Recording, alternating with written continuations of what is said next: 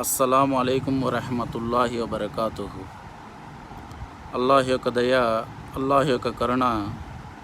ఇవాళ మనము ఆయన యొక్క నామముని స్మరింపగలుగుతున్నాము మరియు వినగలుగుతున్నాము.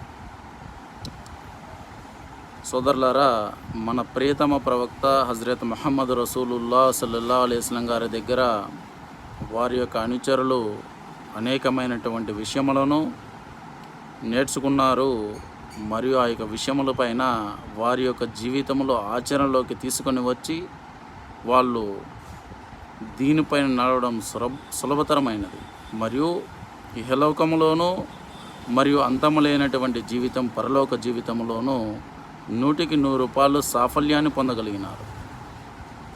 అదేవిధంగా సోదరులారా, మనము కూడా ఆ యొక్క విషయములలో కొన్ని విషయాలపైన మన యొక్క జీవితంలో ఆచరణలోకి తీసుకొని వస్తే ఇన్షా అల్లాహ్ మనము కూడా ఇస్లాం ధర్మం పైన నడవడము సులభతరం అవుతుంది. మరియు ఇన్షా అల్లాహ్ ఇహలోకములోను మరియు పరలోకములోను ఉభయలోకాల్లో కూడా మనము సాఫల్యాన్ని పొందగలిగే వారం అవుతాం. అందులో ఒక విషయం ఏమిట్రా అంటే, ఇతరులను ఏ విధముగా మనము గౌరవించాలా, ఇతరుల యొక్క హక్కులను ఏ విధముగా మనం చేర్చవేయాలా, ముస్లిమాన్ సోదరులను గౌరవించాలా, ఇతరులతో మనం ఏ విధంగా మనము ప్రవర్తించాలా. సోదరులారా, ఎవరి హక్కు ఎవరి స్థానం ఏమిటో తెలుసుకొని వారిని ఆ విధముగా గౌరవించాలా. మన యొక్క హక్కుల్ని విడిచిపెట్టి ఇతరుల యొక్క హక్కులను పూర్తి చేసేవాళ్ళం అవ్వాలి. ఉదాహరణకు, ఒకరు మనకు సలాము చేయకపోయినా మనం వారికి సలాం చేయాలి. ఇతరుల యొక్క మేలు కోరుకునే వాళ్ళం అవ్వాలి. ఇవాళ మనము ఎంతోమందిని గమనిస్తూనే ఉన్నాము. ఒక సాధారణమైనటువంటి వ్యక్తి, బాగా ఉన్నతుడిగా ఉండేటటువంటి వాడు, ధర్మ విద్య తెలిసినటువంటి వాడు, ఎవరైనా ఒక సాధారణమైన వ్యక్తి సలాం చెప్తే, సలాం పలికితే దానికి మనము ప్రతి సలాం కూడా చేయడం లేదు. ఏమి అంతటి అహంకారమా లేదా గర్వమా? దేంతో గర్వపడుతున్నావు? నీ యొక్క విద్యతో గర్వపడుతున్నావా, లేదు నీ యొక్క ధన సంపదలతో గర్వపడుతున్నావా?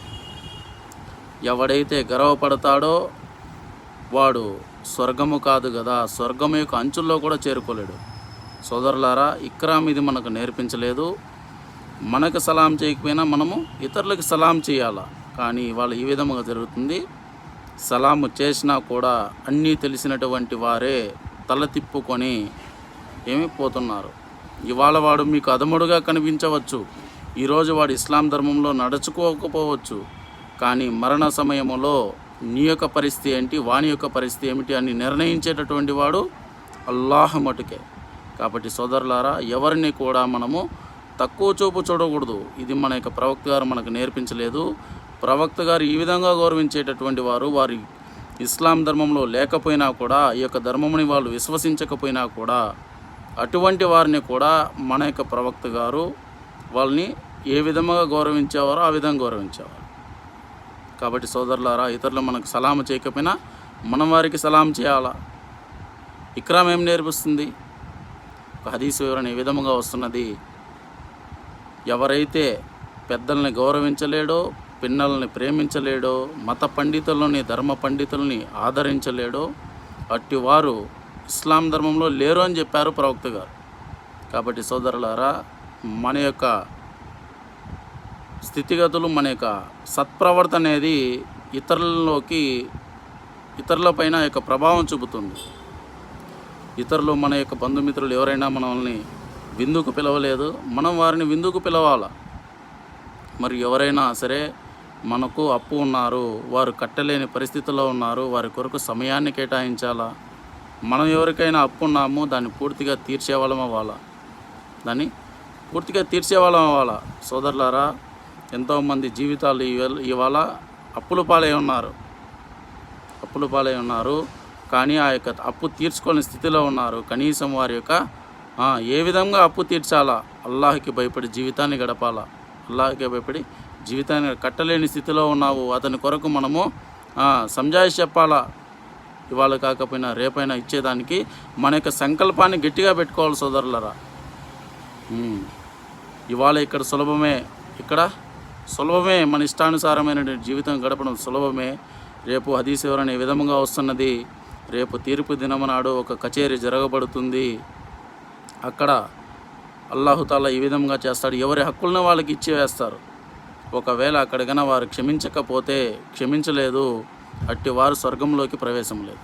కాబట్టి సోదరులారా, ఇక్కడే ఈ యొక్క ప్రాణం ఉండంగానే మనం ఎవరికైనా అప్పున్నామో, లేదా ఎవరికైనా బాధ పెట్టి ఉన్నామో, ఎవరినైనా దూషించి ఉన్నామో, వారితో మనం ఏం చేయాలా? క్షమాపణ కోరుకునే వాళ్ళం అవ్వాలా. ఇక్కడ క్షమాపణ కోరుకోలేదు, రేపు అక్కడికైనా వాళ్ళు క్షమించలేకపోతే రేపు మనము నరకానికి పోవాల్సి ఉంటుంది సోదరులారా. కాబట్టి ఇక్కడ ఈ యొక్క బంధులో ప్రాణం ఉండంగానే మనము ఇతరులతో సత్ప్రవర్తనతో ఏ విధంగా గౌరవించాలో ఆ విధంగా గౌరవించాలా, ఎవరి హక్కులను వాళ్ళని చేర్చాలి. సోదరులారా, ఇతరులు మనల్ని కష్టానికి గురి చేశారు, నష్టాలకు గురి చేశారు, కానీ మనము అల్లాహ్ కోసం ఓర్పుని వహించి అట్టి వారిపైన ఇంకా మనం ఏమి చేయాలా? వాళ్ళపైన ఉపకారము చూపించాలి, ఉపకారం చేయాలన్నమాట. మరియు ఈ విధంగా వస్తున్నది, తల్లి పాదముల కింద స్వర్గం ఉంది, తండ్రి స్వర్గ ద్వారములలో ప్రధాన ద్వారం లాంటి వారు. అట్టి స్వర్గముతో అట్టి తల్లిదండ్రులతో మనం ఇవాళ ఏ విధంగా ప్రవర్తిస్తున్నాము, మన యొక్క నడవడికలు ఏ విధముగా ఉన్నాయో ఒకసారి ఆలోచించుకోండి సోదరులారా. మరియు భార్య కొరకు భర్తయ్యే స్వర్గం, భర్తయ్యే నరకం. భార్య కొరకు భర్తయ్యే స్వర్గము, భర్తయ్యే నరకము. కాబట్టి ఏ భార్య అయితే భర్తను మెప్పించలేదో అట్టి భార్య అల్లాహ్ని కూడా మెప్పించలేదు. ఇస్లాం ధర్మం అనేటటువంటిది కత్తులు కటారుల వలన ఎక్కువ వ్యాపించలేదు.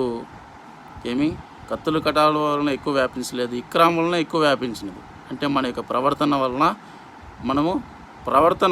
మనకి ఇస్లాం ధర్మం ఏ విధంగా బోధిస్తుందో ఆ విధంగా నడుచుకోవడం వలన ఎక్కువ వ్యాపించింది సోదరులారా. కాబట్టి ఎప్పుడు కూడా మనము ఇతరుల యొక్క హక్కులను చేర్చేవాళ్ళం అవ్వాలి, కానీ వాళ్ళ యొక్క హక్కులను చేర్చేవాళ్ళం అవ్వకూడదు. ఎవరైనా సరే, అధముడైనా సరే, ధనము లేకపోవచ్చు, ఈరోజు వాడి జీవితంలో దీని కూడా లేకపోవచ్చు, అట్టి వారిని కూడా మనం ప్రేమించాలా, అట్టి వారితో కూడా మనం సత్ప్రవర్తనగా ఉండాలా. అప్పుడే ఈ యొక్క దీన్ అనేది ఏమవుతుంది? ఎక్కువగా వ్యాపిస్తుంది. మరియు ఇస్లాం ధర్మం పైన ఇతరులకు ఒక మంచి ఇది వస్తుందన్నమాట. కాబట్టి సోదరులారా, మన యొక్క జీవితంలో కూడా అల్లాహుతాలా చిట్ట చివరి శ్వాస వరకు కూడా మనకు అల్లాహుతాలా ఇక్రామ్ భాగ్యాలను ప్రసాదించుగాక. అస్సలాము అలైకుం వరహ్మతుల్లాహి వబరకాతుహు.